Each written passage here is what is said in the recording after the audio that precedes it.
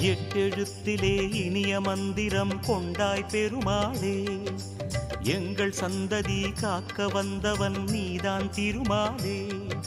கஷ்டம் நீக்கிடும் கருணை தெய்வமே கலியுக பெருமாளே, காலம் காலமாய் காவல் தந்திடும் கோகுல திருமாலே.